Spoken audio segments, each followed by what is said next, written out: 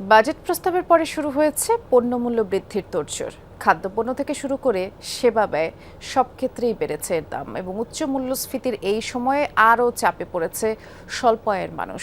ভোক্তারা বলছেন নানা ক্ষেত্রে শুল্ক বৃদ্ধির ফলে টিকে থাকা আরও কঠিন হবে। আয় না বাড়লেও পণ্য মূল্য বৃদ্ধিতে নাভিশ্বাস অবস্থা। সহকর্মী রিমন রহমান বিস্তারিত জানাবেন। শিয়া বাটার, অ্যালোভেরা ও ভিটামিন ই সমৃদ্ধ লিলি বিউটি সোপ। বিদ্যুৎ সাশ্রয়ী বলে বিপুল সংখ্যক মানুষের চাহিদায় রয়েছে এনার্জি সেভিং লাইট। এলইডি বাতি স্বচ্ছ আলোর জন্য সবার পছন্দ, কিন্তু বাজেটে এসব লাইটের উপর 10% ভ্যাট আরোপের প্রস্তাব করেছেন অর্থমন্ত্রী। বাজেট প্রস্তাবের পরই দাম বৃদ্ধির ক্ষেত্রে শুরু হয়েছে তোড়জোড়। আগের কেনা পণ্য অনেকেই নিচ্ছে বেশি দামে। ক্রেতাদের প্রশ্ন, অতি প্রয়োজনীয় এসব পণ্যে উচ্চ শুল্ক আরোপ করা কতটা গ্রহণযোগ্য? যাদের সীমিত আয়ের মধ্যে চলতে হয় তখন তো বাড়তি উপার্জন তো আর আসে না। ওটা তো একটা লিমিটেশন আছে, আর এটা তো লিমিটেশন নাই। এই বাড়তেছে, এই গিয়েছে। বাংলাদেশে কেবল কোম্পানি আছে 50টার উপরে, সবাই 15% বৃদ্ধি করছে। এটা একেবারে বান্দা। একটা 15 ওয়াট লাইট যদি কিনা থাকতো আগে 220 টাকা বিক্রি করতাম, তাহলে ওটা যদি ব্যাট ট্যাক্স বাড়ায় 250 টাকা হয়ে যাবে।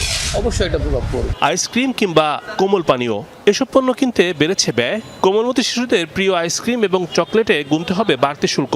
অর্থাৎ প্রচণ্ড গরমে গলাটা একটু ভিজে নিতে চাইলে আগের চেয়ে বেশি গুনতে হবে অর্থ।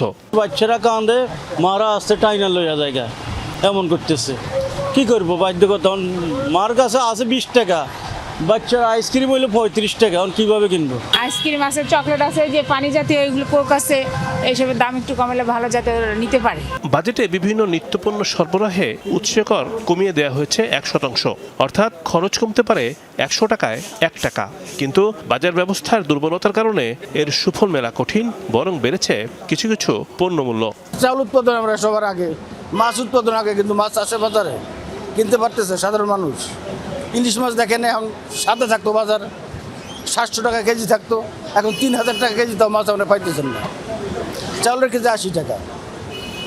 আর ধান উৎপাদন আমাদের দেশে 1 নম্বর। মুঠোফোনে কথা বলা এবং ইন্টারনেট সেবায় বাড়ানো হয়েছে সম্পূরক শুল্ক, যা এরই মধ্যে কার্যকর হয়েছে।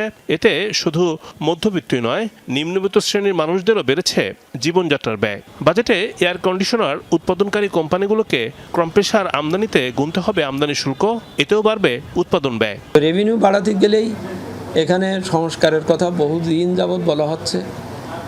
করের আওতা বাড়ানোর কথা বলা হচ্ছে, লোকদের করের আওতায় আনার কথা বলা হচ্ছে, কিন্তু এগুলো তো রাতারাতি হচ্ছে না।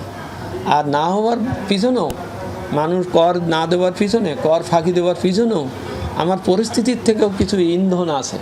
রাজস্ব আদায়ে নিত্য ব্যবহার্য পণ্যে ঢালাও শুল্কারোপে আরও কঠিন করে তুলছে মানুষের জীবনযাত্রা। রিমন রহমান, যমুনা নিউজ, ঢাকা।